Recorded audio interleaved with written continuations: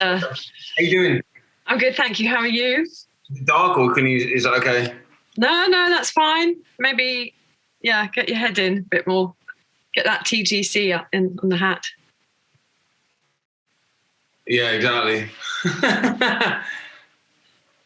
How you doing? Yeah, yes, not bad. Thank you very much for talking to me.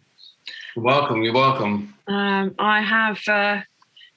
I read your about you. Oh my God, that's a bit of a long one, isn't it? No, well, it is. It's quite a history, but I think certainly it gives anyone a good idea of who you are and why you are. And it also goes to explain a little bit why you did the Lonlas twice in each direction. Sure. Well, firstly, how is your recovery going? So it's mentally it's been emotional since I finished on Saturday. I think it was Saturday. I'm kind of working out, trying to remember what day it is now. Yes. But my legs hurt a little bit. I've still got a little bit of blisters. I've had to elevate my legs quite a lot on the bed due to my left ankle being very swollen. My right side is not too bad, but I've got blisters on my right foot. So you've got the feet there, and just there it was quite blistery, but it was it's okay. It's okay now. So it's getting his healing, but it's still it's the top of the shin on the leg here, that bit there. Right.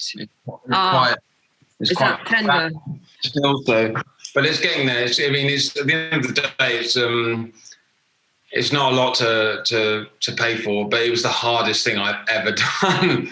I mean, the race wasn't too bad. The race went okay, apart from getting lost a little bit on the latter part. But the reverse was just something I'd never experienced in my life. And I've done doubles before. I did the double T184, as I explained to you when we spoke previously. But this was just a different animal because it's Wales. It's very exposed. If you get in trouble there, you are in trouble, and it's not good. It's like in Scotland, it's pretty ruthless with the weather. So if you get in a bad spot and there's no one around, you could be in trouble a lot. So what sort of terrain are you going over? It's mainly road. I mean, it was quite hard surface, mainly road. There's a bit of trail through the Taliban reservoir, and there was a bit of trail along a bit of the railways. But it was mainly road. It was quite hard surface, so it was quite relentless on the knees. So the joints were suffering quite a lot, especially with the cold as well. There was quite a bit of deep heat being used just to warm up the joints and the bones around the knees, because obviously if you go around the knee, you've got a bone. You've got a couple of bones just right below the knee, and they're quite exposed to the skin. And when you sleep on them, or it's cold, you really feel them, and they feel quite not like numb. And when it's freezing cold at night time, you feel that a lot, and it's not great. But, yeah, it was mainly hard. It was mainly road. So that's very hard on the body, isn't it? Yeah, I mean, I've done. I did Ireland in 2017 around the length as you read. And do you train for something like this?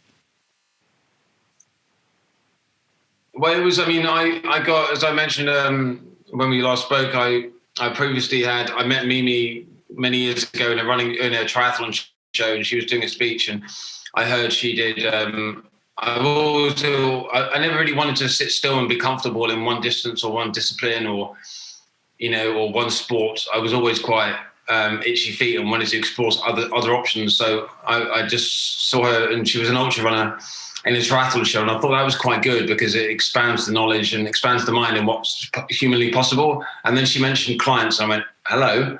I went to her, I went, hi, do you coach? And she went, yeah, I coach. I mean, is it possible to get your card so I can, we struck up a really good friendship, and obviously she's done doubles before, so she was quite smart up there and what to do and how to pace yourself, and not pace yourself, but how to do the training. And so it was a lot of double days. It was a lot of kind of a lot of hill reps. You know, kind of. I live on an 11% hill, which is not massive, but it was all on road, so that helped. So it was kind of like 15-minute warm up, running up a hill for half an hour, up and down, up and down. So nice and easy up, running fast down for half an hour, as many times as you can. But it was a 500-meter hill, so it was quite long. Yeah. There was no break until after the half an hour, and then you got half an hour break, and then you got 3-minute break, and then you did it again for half an hour, up and down as many times as you can in half an hour. But you went nice and easy up, right, and then fast down. And fast down really helps the quads, because a lot of people, when they do these races, especially this one, I whipped people when they were running downhill. They would go, "Oh my God, my quads are really hurting when I'm running." And I went, mate, I was buzzing when we were running downhill because of all the hill reps I'd done. I was coming really fast down the hills. Yeah. Really strengthens it. Obviously, when it's steep in mountains, you can't come down that fast unless you're a really experienced fell runner. Otherwise, it's going to be like a suicide. But yeah, I was experienced at running down the hills fast, and every single time I saw a hill, I licked my lips and went, "Hello, I'm coming to get you." So it was good. There's no doubt running down is harder than going up, that's for sure. Yeah, but that's where the training comes in. Because if you run nice and easy up and then you run fast down, you build up the pace on the way down, and then you just get comfortable with it. But you just have you don't overstride, you just have nice kind of more like that. You do the same pace going down as you go up, but you're more, it sounds erratic when you come down, but you're more controlled. Okay. So yeah, because if you heel strike, if you put your heel like that on coming down, you've only got that much on the ground when you hit the ground. So if you slip, you're gone, you're done. Right. But if you come down like that, flat-footed, everything's on the ground like that. So that's the hill. Yeah. You come down like that, then that helps. There's more gravity. And presumably that also forces you, because you need to be more over your body, don't you, as you come down?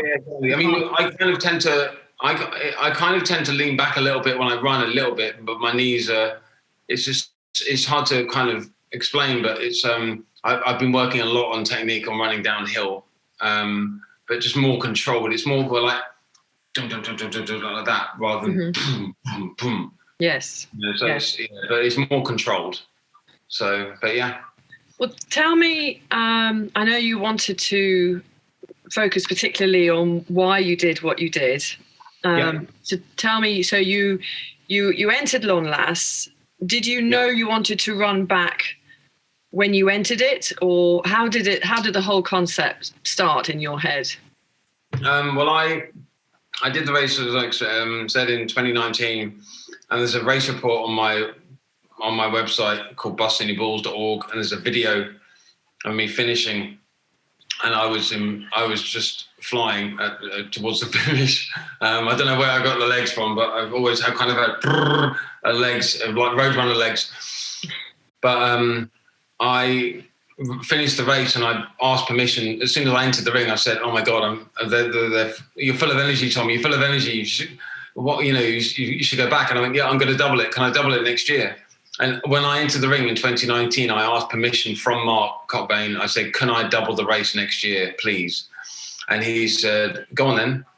And he told me to go back exactly that time. He said, "Go back now. You've got too much energy. You just go back now." So obviously, as I explained on when we last spoke, it's kind of respect that you ask the race director to ask if you can double the race, because otherwise it belittles the race. And I wanted to do it this way round, because obviously if you do it the way round, as in like I do my bit first and then I do the race afterwards, there's too much. It has to be an equal emphasis on everyone when they're running the race. It can't just be too much attention on me. It's not fair. And plus, that's the main reason. But I just wanted to double it. I just wanted to see, because I did 2:184. I thought, okay, as soon as I finished this race, this one, I thought I want to double it. And then obviously Mark happened, and I thought I'm going to do it for him. That's the reason. Obviously, the reason why I did one bit supported, one bit unsupported. So, and that hits home with a lot of people, that bit. Well, I think for anyone that doesn't know, what Tom did was he did the race, and then you returned, but you did it unsupported to highlight the issues that people have when they're suffering with cancer. You've got the support of your family and friends, but sometimes you also are completely alone. I'm fortunate. I'm really fortunate to be here. I can't emphasize that enough. I mean, I have really, excuse my language, I have really shit days sometimes. I think everyone does, even if they're lucky to be here and they've survived an illness. I think it's, everyone that goes through tough days. It's just every tough day will get you to a better day. And I think it's realization of I think 2 years after I came out of my illness, I dedicated my life to racing and doing running races like I used to when I was younger, to raise awareness for testicle cancer. And then so I found out about Mark, and he was just such a rule breaker in that sense, just kind of doing races and just kind of being really kind of resilient and just proving people, he obviously couldn't do certain races because of his treatment, but when he could, he said, look, I just want to do the race. I just wanted to run with my mates and have fun and just raise some money. And he raised an obscene amount of money. But like you said before, it's going through an illness is supported by friends, family, loved ones. But on the other side, you feel completely alone, like no one cares. Not no one cares, but no one understands you. No one understands what you're going through, and it's no one's fault. It's just even if it's depression or anything like that, it doesn't have to be cancer. It can be any kind of illness. You can feel completely isolated and alone, and that's the reason I did the other trip that way. And it was hard.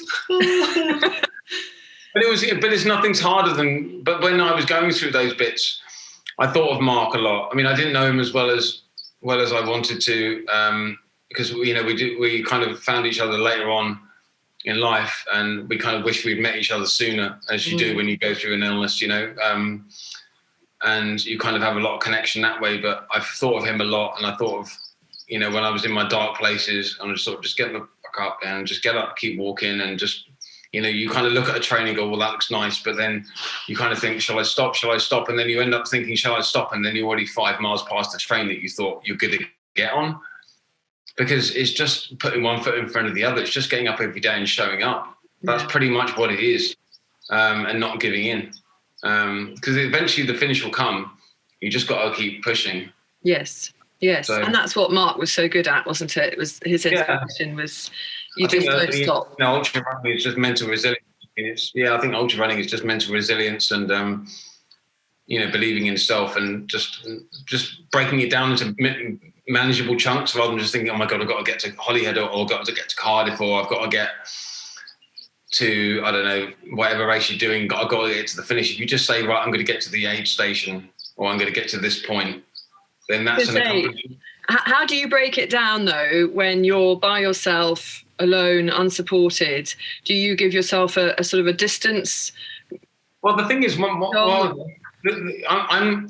firstly, I'm a really social guy. I can chat till the cows come home. I really can. I chat to the cows and the sheep when I'm on these races. I never really run with. I don't have a running partner. I train by myself a lot. I run in races quite a lot. I don't mind running with people, but I find it when you talk, it tires you out a lot. When you do ultra marathons and you're talking a lot, it's a lot of respiratory effort to talk. So I find it doesn't help in my running, and I had a lot of anxiety in this towards the start because I'd announced the double before I actually did it, whereas previously I'd announced it on the reverse. Right. But the way I break it down is just literally pretty much just getting to the next point. I mean, even as far as, right, okay, I mean, I had this thing in the race where you run for 55 minutes, walk for 5, run for 55, walk for 5. If you have a routine, or you've got to say, I'm going to walk now, I'm a bit tired, then you get in a lull and you kind of get too used to walking, and your muscles are really different when you walk to when you run. There's not as much spring, there's not as much, your tendons and ligaments become less elastic because there's not as much elasticity when you walk to when you run. So when you walk, they kind of tighten up a little bit, and when you go to run again, they kind of go, oh, hello, we're not ready for you. So you kind of, if you do intervals like that, then your body responds to it.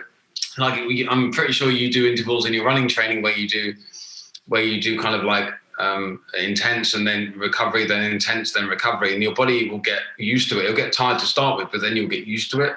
And it's the same with interval. You just use the whole race as an interval training session. That's pretty much it. And then you can say, right, okay, I'm going to walk to this, but it makes it more fun. Otherwise, you're just going to go, right, okay, I'm going to walk to this bit. But I think the way I broke it down on the reverse was just, I think I'd never done anything like that, so it was really hard to kind of gauge it. So I had to play it. I had to kind of go with how I felt at the time. But it was, I only slept. I think I slept for less than. I don't think I slept for more than half an hour every night. I was going to say, did you plan your sleeps, or did you think I'll just do this? The only sleep I really planned was the first night, where you start off in Cardiff and you get past what's called the Taliban Reservoir, which is about 50 miles in. And I was really bad with navigation. Everyone knew the towns and the places where we were going to. I went, what's the town? I'm very good at like running in a direction, but where it's kind of like memory of towns and cities and places, I'm like, this is what I did. I was really geeky. This is what I did. So you see this map here. Right. This is the map of the start. Okay. So you have here, that's the start. So that's number one. Yeah. And it's 0 to however many miles. 24. Right. Yeah. And along here, where you see here, like that's all the highlights of the main towns in it. In this place here. Yeah. Yeah.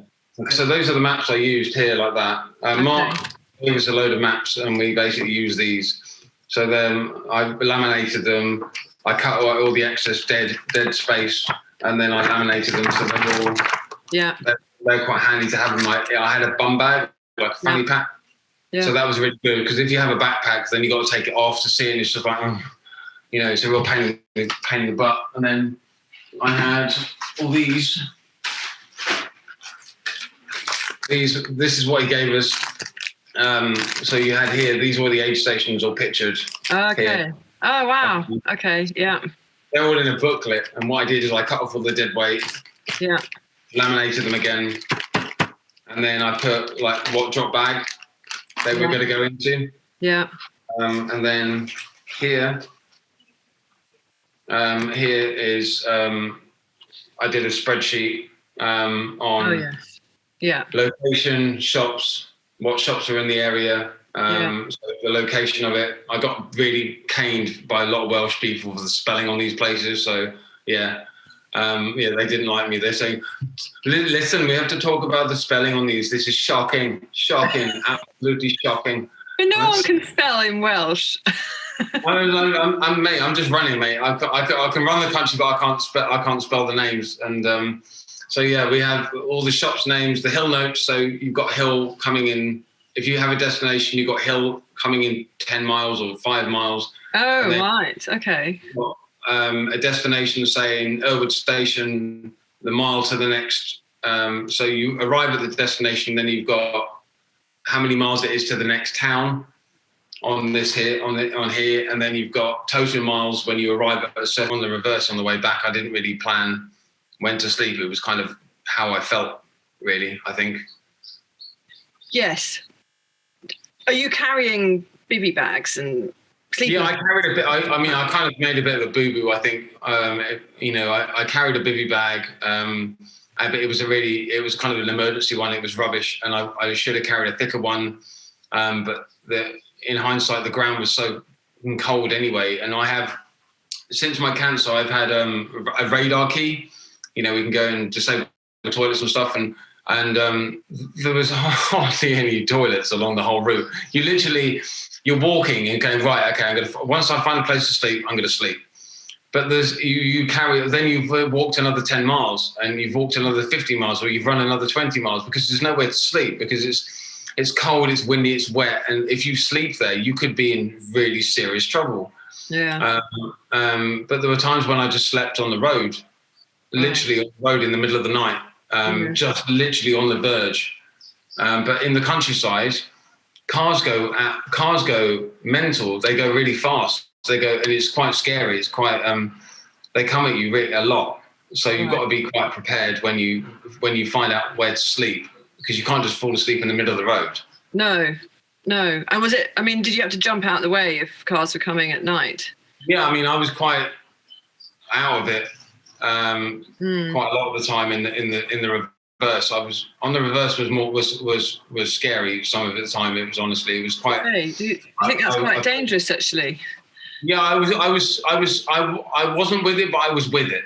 I was always subconscious, because I used to work in restaurants for many years, and I used to work like 16-hour shifts, and I used to work for Ramsay and people like that. And so I'm used to kind of working.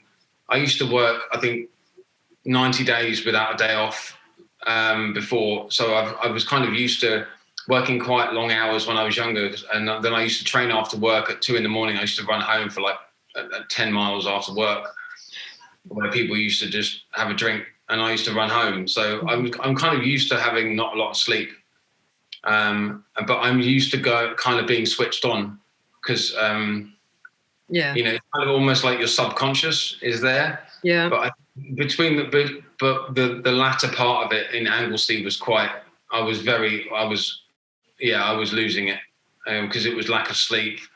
I'd had like 4 hours sleep, maybe not even that, from Monday till Saturday morning. So I'd had less than 5 hours sleep for the whole week, pretty much. So yeah, it's pretty.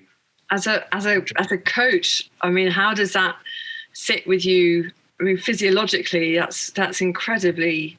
That has a big impact on the body, doesn't it? Yeah, it has a big. I mean, my body is pretty resilient. In that I train really, really, really hard. I train harder than what my coach told me to, really. I mean, I did hillier runs. I trained with a heavier pack. I mean, she had food on the way at certain places and stuff like that. I had like Cliff Bars and things like that, and had real food. But then because it was a stopover, it was different, because we didn't have any real food, and we kind of, it was such a quick turnaround in Cardiff. Right. With regards to kind of trying to get my body prepared. My body was in really good nick after the first race. It was like, it didn't look like it had run at all. It was really good. It was fine. There was no blisters. There was nothing wrong with my feet at all. And then my girlfriend, when I got back to the hotel, the first thing she said to me is, "You sure you want to go back?" And I went, yeah, I want to do the double. And she went, "There's a spa, there's a swimming pool here and everything." I went, "Nah, mate, I'm going back." Yeah, exactly. But it wasn't heavy at all, really. It was kind of like maybe 5.5 kilos on the way back. Not a lot. And did you carry what you needed for the whole journey, or did you stop at shops and things? I mean, it was the same kind of rules on the way back as the way there, but obviously with no crew.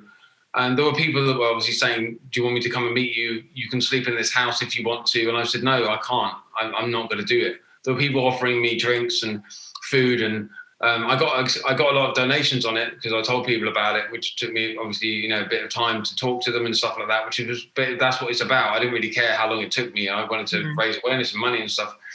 But along the route, people were saying, "Do you want some Eccles cake? Do you want this? Do you want that? Do you want?" And I was, "Oh, I can't." So it was, I had to politely decline, unfortunately. Yeah. Okay. But it was. But that's part of the challenge. You go into all these supermarkets and you kind of go, right, I remember where the supermarkets were, because you've done the race already. You kind of remember where the shops were. But in Wales or in the countryside, they kind of shut at 1 o'clock in the afternoon, because obviously they're not going to make any money by sitting there serving one person. So they shut at 1 on some days. And there was the one place where I went into the cafe and I had something to eat, and then I went to the shop and it closed at 1 o'clock, and it was about 10 past 1. I went, oh. So it's not like it's not like, oh, this place has shops, restaurants, bars, cafes. You've got to realise when they open and close. It's not as you've got to be quite smart like that and savvy. Yeah, when they're really rural. But there was one night where I went without food for about 13 hours. I didn't eat anything for 13 hours. I just had water.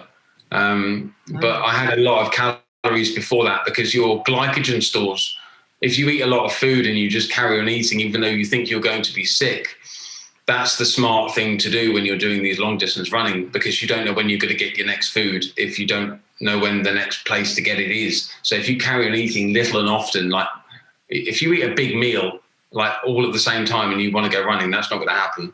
No. So if you eat when you do ultras and you try and eat, say, a Cliff Bar or a Mars bar or a sandwich, it's going to take you a lot longer to eat it on an ultra marathon, because your body's been going for like how many hours, and so your stomach's going, excuse me, what are you doing?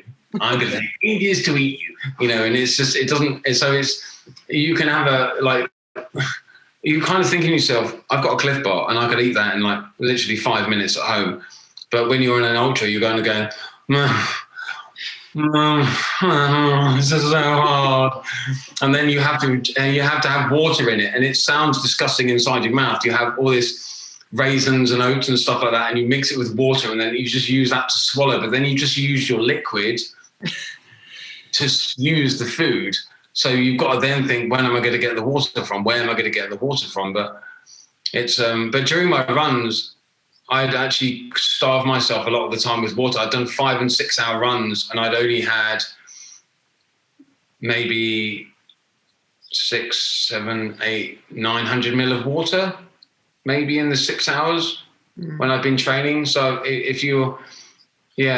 so I was used to drinking not too much water while training. So that kind of helped. And is that something you sort of consciously set out to train yourself, or was it a natural? It kind of helped a little bit. Well, but I mean, during my training runs, there was nowhere to get water on the training runs anyway, because it was pretty minimal. It was we have a place in Kent, we're renting, and it was on the something called the Saxon Shore Way, and it was pretty hard to find anywhere to get water along the route. But in Wales, there were lots of streams and stuff like that, but they were really hard to get to. You couldn't get to them unless you had like one of those pickers where you put it in the water, but you just couldn't reach the streams at all in a lot of the places in Wales. I mean, they were very fast. The faster the stream is, the better the water quality, I found. But yeah, I didn't really use anyone's tap. It was I was quite lucky with all the water I found. I didn't really have an issue with water that much, to be honest with you. But I carried two 600 milliliter bottles on my Raid Light bag, and then I had one of those squishy Solomon bottles where it can be, not hard, but I've had that in my pack as well, which that wasn't built for, but I had like 3 times 600 ml bottles with me pretty much at all times, and then if my bottles ran out, then I'd have a backup. Right. So it was okay. Yeah. So ultra, or even when you do marathons, it all depends how long these runs take. I mean, an ultra is in distance, but you can do a marathon distance and it takes longer than an ultra. Mm-hmm. So it's kind of like, what is an ultra? Is it time or distance? Because a marathon could take you longer to do. So it's all this, but your hands become all clammy, and the best thing I found was, I just loved it when I washed my hands. I just went, oh my God, I've got smooth hands. It's all clammy hands, and it's all kind of like, but then you got this skin, it's like you've got a second skin when you do ultras. And it's like, you don't get cold, you don't get hot, but you get shivery sometimes. So it was all, my senses my nervous system was playing around quite a lot. I think I ran a lot. Yeah, well, I can imagine. I mean, yeah, I imagine the effect on your body is perhaps obvious in some ways, but probably also quite subtle in others, and appears in different ways. Yeah, because everywhere you kind of wanted to sleep, there was wind. There was nowhere really to get away from it, really. I mean, the bivy bag I kind of walked with the bivy bag around me. Sometimes I tore it and walked around with it. My feet, I had waterproof trousers on me for a lot of the race because my legs were getting cold. My knees were getting purple at some points. My hands were puffy. I couldn't see my veins. The hair were getting purple and blue. I've got little dots here and here and here and here and there, if you can see that, and little bits. When you see people on the street with like little bits in their hands, it's exactly the same as what happens when you're on the street, because you're literally sleeping on the street and surviving on the street. Right. It's the same and I got little bits. I don't know what they're from. I don't know how they got there, but it was. But so you were doing this for the charity. Do you want to tell us what that charity is? So if anyone would like to contribute. Charity is King's College Hospital in London. It's in Denmark Hill, and it's where Mark Thornberry was treated. And he was terminally diagnosed with liver cancer quite a few years ago, and he was given quite a dire prognosis of not long, but he outshone it, as fortunately. But unfortunately, he passed away in June last year, and he raised a considerable sum for them. But liver cancer is one of those unfortunate cancers that if you do get it, it's pretty brutal, to say the least, and the prognosis is pretty dire. I mean, I'm lucky because the treatment I had was good, and I'm lucky. So I wanted to raise money for King's because of Mark, really. And I've got a race in April next year, which is, I think I may have told you about, which is Mark Cobain's race again. It's the 3 P.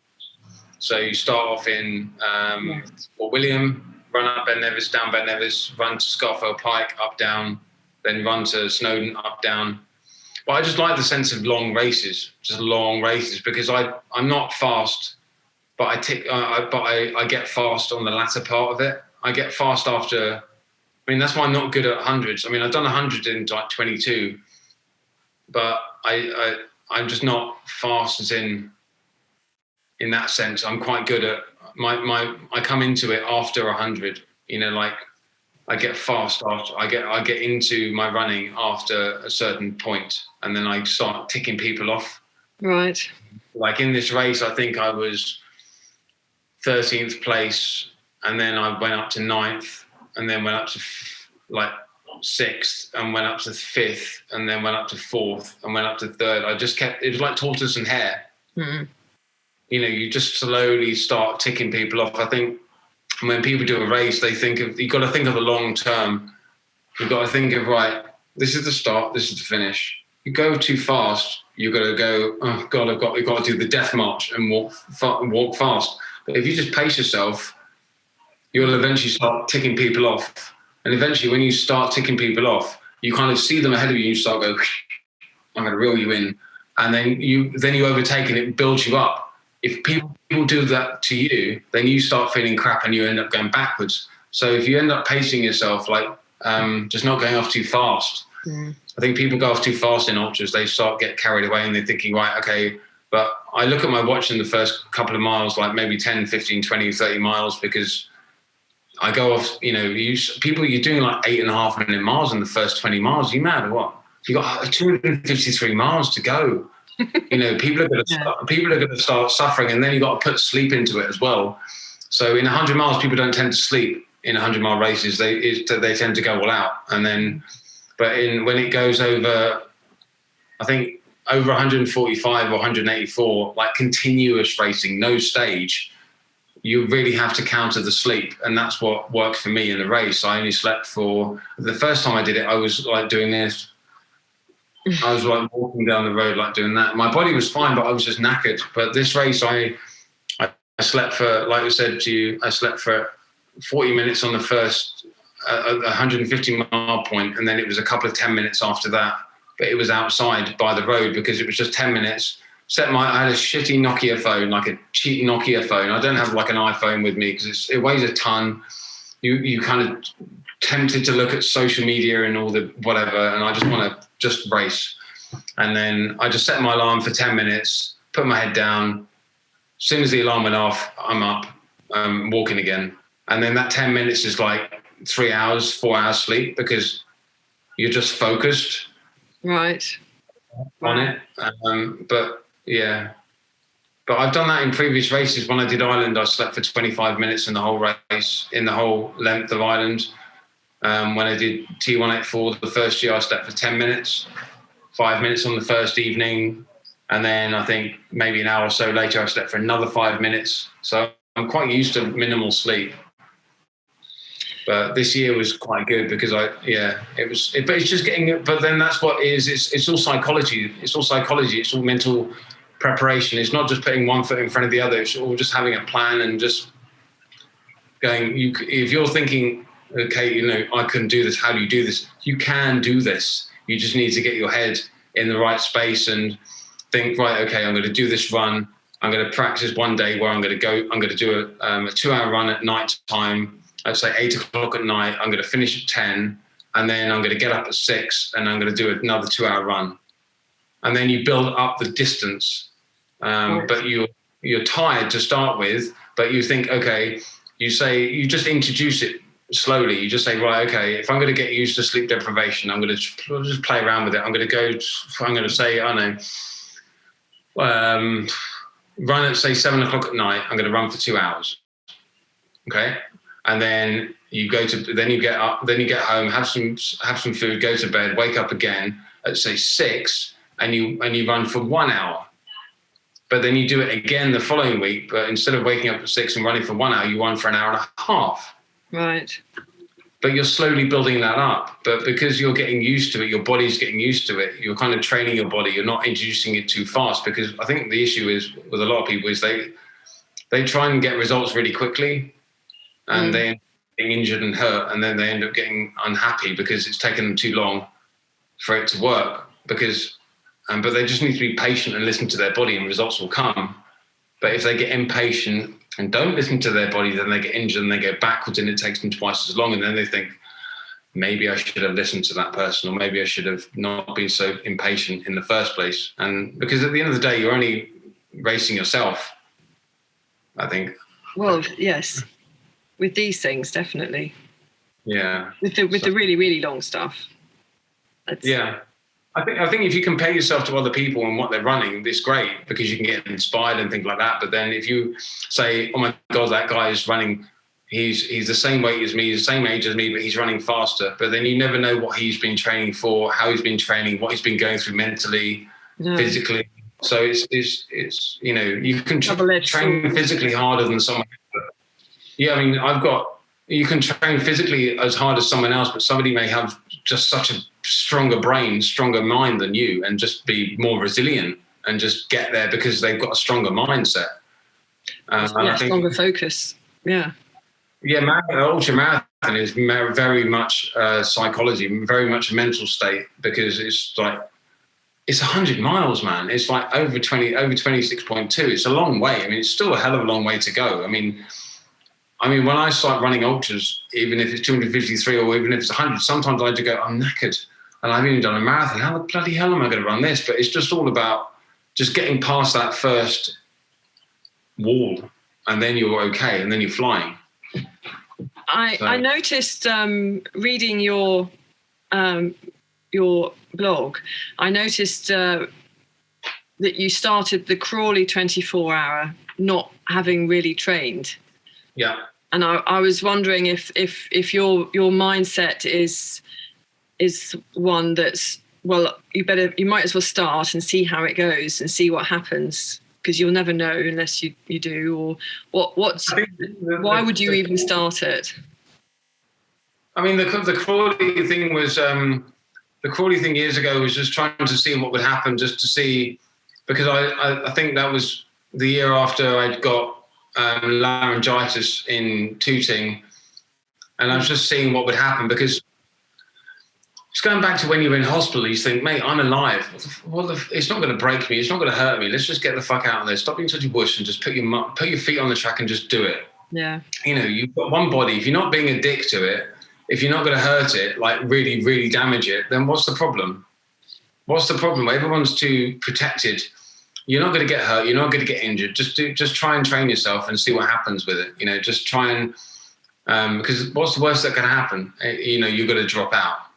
And what's the problem with that? At least you've learned something and you've moved on. Otherwise, you'll never know, because, you're in an environment where it's competitive. You're not going to get that in training unless you train with people. But you're not going to do that in a track for 24 hours, because no one's going to train like that for 24 hours unless you do it in a race. So you've got to have race experience. And I just thought, let's just have a go. Yeah. But it didn't go as well as I wanted it to. But then the other races in the year, like in 19 went well. You know, I did the slam and then I did Lonlas, and Lonlas went really well. So it was a stepping stone onto, I think I did Canal Race and it was 41. And then I did, that was my longest race and it was tiring, 41 something. And then I did Bristol to London and that was 37, but the same distance, but 4 hours quicker. So I thought something's working. So that was good. Yeah. So it's all about persistence and just believing in yourself. I think it's just, there's too many people that are just looking for perfection and looking for the perfect race. But unless you just continue and just sometimes it's good to have just a shit race and just good to have a race where you're just not as good as what you think you are. And it's back to reality and just go, right, okay, we need to regroup and think about this. But there's nothing bad because it's all it is your ego in the way, just stopping you from realizing that, learning about yourself. Yeah, I think a lot of people's egos stop themselves in that thinking, no, I'm going to drop here. I'm better than this. But what would happen if you continued? But you would be low down the pack. But what's wrong with that? There's nothing wrong with that, no? I mean, at least you're trying. But then I'm a GB or I'm an ultra runner for this country or whatever. It doesn't matter what you're running for. It's just, if you continue and you don't damage yourself, then you're just learning about yourself and it's just a training session. Yeah, exactly. But then if you drop out, then that's your ego sort of saying, no, I'm better than this. I'm going to drop. Unless you're injured or you're sick, there's no real reason to quit a race. No, I think. I mean, I did quite well in Bristol to Liverpool, Bristol to London. I think we came 7th or 8th or something. Yeah, I came 7th or 8th or something in that. And then Liverpool, I did it in like 30 something. And then Lonlas I came 4th. And that was and that was amazing. Yeah, I was quite, and that was, then that was when I said, can I do the double? And Mark said, yep. And then obviously this year it happened. So happy days. And you came 3rd in the race itself, didn't you? I came 3rd in the race itself. Yeah, I did it in 79.20, I think, and the year before, when it was last on, it was 83.56. So I did 4 hours 20 quicker this year than I did last time, but that was mainly to do with sleep. Mainly to do with sleep. So I think it was to do with sleeping less. So I may have to plug you in. Can I plug you in? Could just give me a minute? Is that okay? Yes, of course. Yeah. Sorry, just let me plug you in. Well, Tom, thank you so much for talking to me and for sharing just an amazing challenge, achievement, what you've done, the money you've raised for the King's College. Well done. I hope you're feeling, I hope your recovery continues to, you get back on it. I think you said you were going away now for a bit of a... Yeah, we're away. We're in a place in Tenerife at the moment. We just literally arrived last night. So we're still kind of, the plane was quite funny. I mean, people were looking at my fat ankles saying, did you get them on the plane? I went, no, I got them running in Wales. You ran Wales? And I went, it's like you have to tell everyone about the story, but it was fun because you gave them a leaflet and they maybe donate and spread the awareness. But it was, I'm slowly getting back into, I've still got chapped lips, like I said, and my feet still really hurt a little bit, but my feet are okay, my ankles hurt, but they will do for a week or so. But it was a lot of pain. It was the hardest thing I've ever done. The reverse, the race was okay, but the reverse was completely, I get emotional still thinking about it. I mean, when I was in my hotel room a few days after the race, when we were staying in this lovely hotel by the coast, and I went to get some fresh air because my core temperature was still through the roof and I was like walking funny, and I went outside to get some fresh air and I was looking outside and just getting shivers, just thinking, you could sleep there. Could you sleep there? And it was just flashbacks to trying to find somewhere to sleep and put your head down. That was the worrying thing about doing the run. It wasn't just the fact doing 253. It was just trying to be on a road, just making sure you were safe. Yes. But I think the subconscious side of it is, you're switched on and you're focused. And I think that's where the mental resilience, and people need to train a lot more on the psychology side of running than just the physical side of it. It's just, and that's where the sleep deprivation came in, of doing the runs we were discussing earlier, about doing runs where you're not just doing back to back. Back to back is quite common in ultra running, where you're doing your long runs back to back. You do say like a 15 miler on the Saturday, and then you do it a 25, 30 miler on the Sunday, but it's a lot more easier pace, slightly more hillier, blah, blah. But then if you do time running, where you start at a later time on a Saturday and you start an early time on a Sunday, and you sleep for, say, 3-4 hours less, then that is sleep deprivation. But if you slowly introduce that, then that's what helps with these runs when you do longer runs. Because I was running with some people where they were going, I'm going to run for 40 hours without sleep. And I went, good luck to you. And then further down the line, like 200 miles, they were coming in just going, just knackered.